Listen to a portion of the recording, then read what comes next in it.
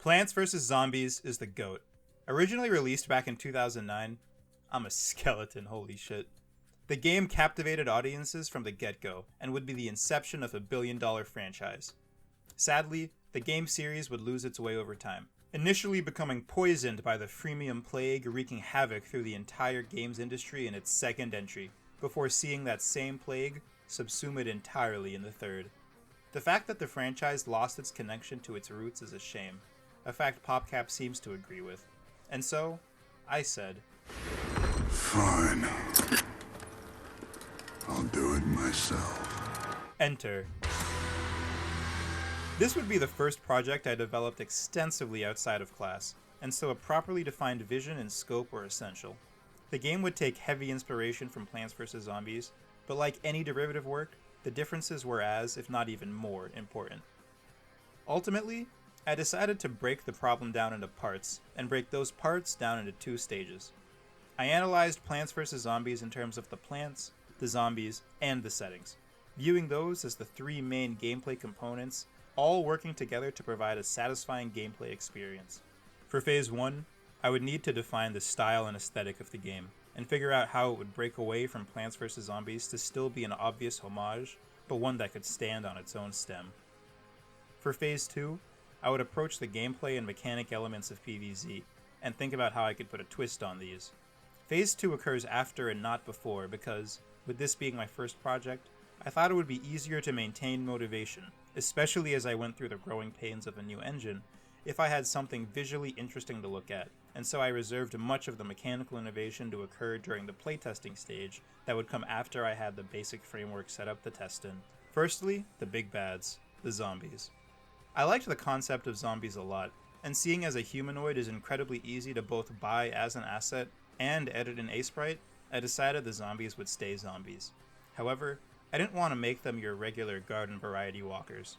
These zombies would be fast zombies as compared to PvZ's slow zombies, and would be united thematically via a sinister red energy that animated them. I would tell you that this red energy was hell energy, but that would imply I have the lore figured out, which would make me a liar. Visually, the Las Plagas from Resident Evil 4 were a huge inspiration. The idea of a parasite inside the zombies controlling their movements and causing grotesque mutations is something I find incredibly interesting, and doesn't require me to enter one of the layers of hell to draw it, so that was a nice plus.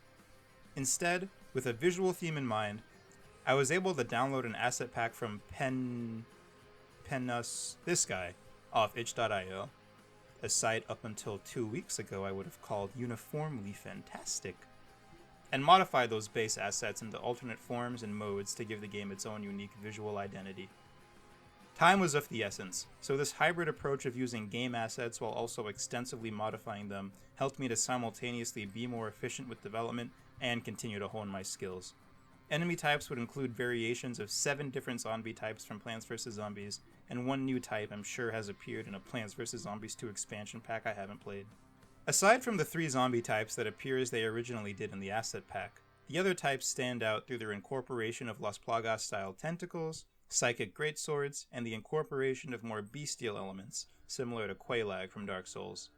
You could say that this game is becoming the Dark Souls of Plants vs. Zombies. Stat-wise, the zombies were designed with a specific player fantasy in mind. I wanted the game to very quickly give the player the feeling they were beating back a fast-moving horde piling up at their gates, a la the Jerusalem scene in World War Z, and thus the zombies were designed to be fought in great numbers at great speed. This also impacted the stat design of the plants, as they needed to be able to cut down hordes of zombies fairly early in the player's power progression curve. This presented a design challenge I was able to partially solve in the inception of the plant's creation. Every individual unit had to be strong, but I couldn't make them so strong that the game would break and allow the player to snowball as soon as they had multiple units on screen. To address this, I took inspiration from Plants vs. Zombies' underutilized Shadow Plant system. Shadow Plants in Plants vs. Zombies are plants that get certain buffs when placed on specific shadow tiles. Instead of having shadow tiles be a static part of the environment that players could plant on, I would have them be auras in specific patterns emanating from every plant, encouraging tactical decision-making when considering where plants will be placed, as the same handful of plants placed in a different arrangement would have a drastically different result. Aura, in of itself, implied some degree of sentience, and I had decided that I wanted the game to have a somewhat darker tone, and so the decision was made to make the plants monsters, more specifically, demons. In creating this roster of demons, I would derive visual inspiration anywhere from the Bible to Star Wars, and just like the zombies, these demons would be created via a combination of pre-made assets in my own pixel artwork. My sunflower analog, the Watcher, and my walnut analog, the Ocular Spine, would be inspired by the eye-dominant design of biblically accurate throne angels. I took inspiration from another one of my favorite tower defense games, Kingdom Rush, and decided to have a barrack demon, simply meaning a demon that could continuously respawn units to fight on the lane and stall zombies while doing damage. The demon barracks took inspiration from an animal, specifically a beehive, as did many of my other demons. Pea shooters are spiders that shoot webs, and laser beams are worms curled up in a shattered shell of blood, firing highly pressurized blood from their eyes. My most powerful demon, and coincidentally my favorite, is essentially a chomper on roids, taking fairly direct inspiration from the Sarlacc pit from Star Wars. When considering that many of the demons had an overarching animal motif in their design, and my desire to adopt the Shadow Plant system, I came up with synergies. Synergies are unique interactions demons can have with other demons when one demon is placed in the buff zone of another. For example, take a basic spider demon. Its shots web up enemies, causing them to move slower. This enables the demon to be able to take on small crowds by itself due to the slowing potential, but is also more single target focused. Blacklight, that's just a snow pea. And you would be correct, if not for its synergies.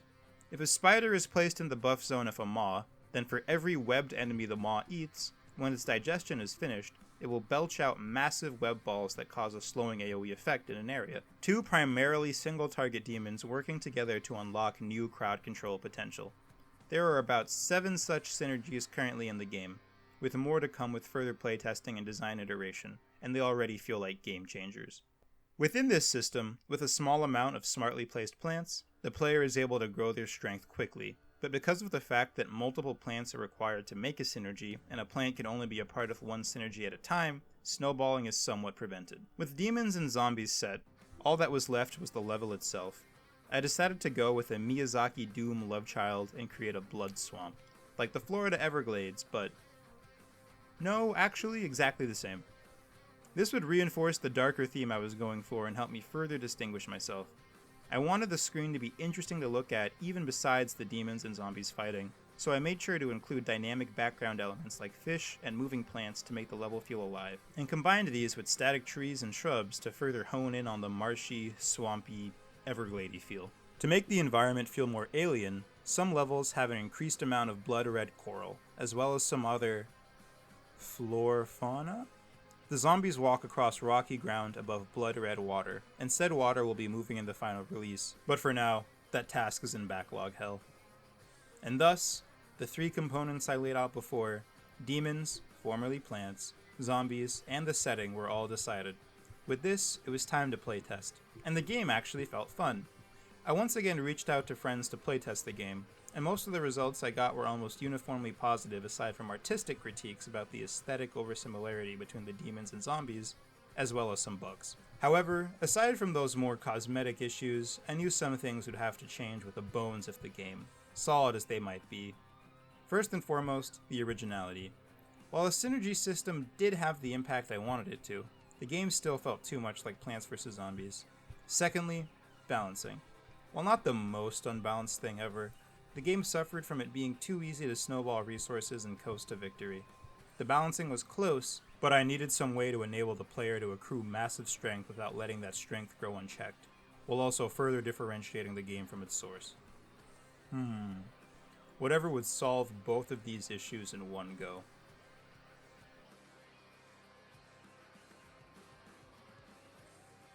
Yeah, that just might do it.